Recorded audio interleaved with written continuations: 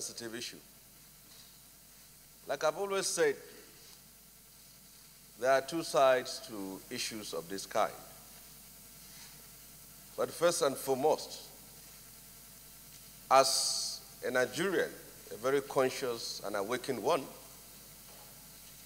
we are not ignorant of the security reality of Nigeria today.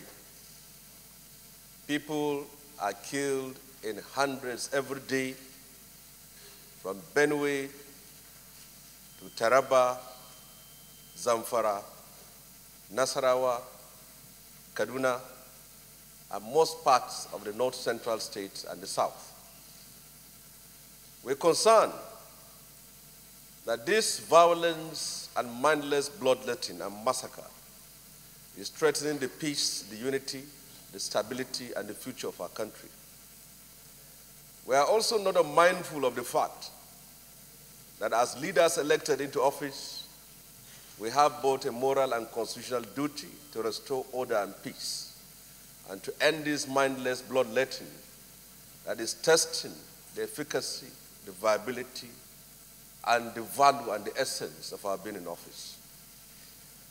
I'm very much concerned with the very fact that our country is becoming a fallen state.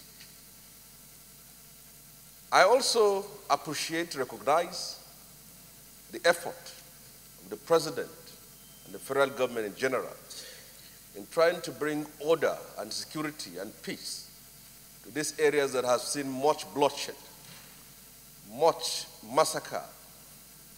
Funeral services, burial and mourning is becoming the order of the day in the country today.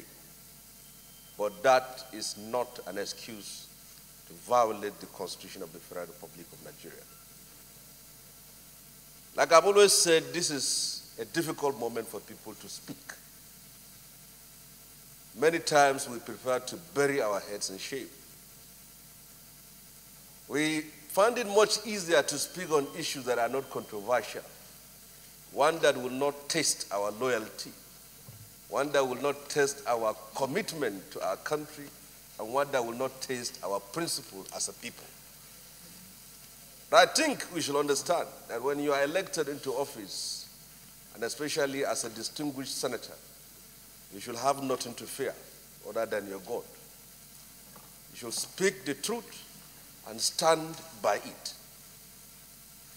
We may have a president that is man of integrity today, that Nigerians so much love. And if we allow these things to happen today, we have no reason to challenge it in the future when you have a president that is not President Muhammadu Buhari. When you set a dangerous precedent, you are simply laying a foundation for desecration of the institution of democracy. You cannot appropriate what has been spent. You cannot deposit the money that you spend in a bank. What has happened today is a gross violation of the Constitution of the Federal Republic of Nigeria. But we must understand that inasmuch as we are very sensitive and the credibility and the usefulness of the president and his government is being constantly tested. When will peace return to Benue? When will our security forces be able to end the insurgency in the northeast? When will the killing stop in Zamfara? When will the kidnappings and the killing stop in Kaduna and Nasarawa state? When will the violence in all parts of the country come to an end? It has always been said, the primary function of a government is the peace, order, and security of the citizens. But it's very clear to us that we are failing as a government and we are also failing as a nation. But like I've said, we take the risks of endorsing and embracing what has happened today.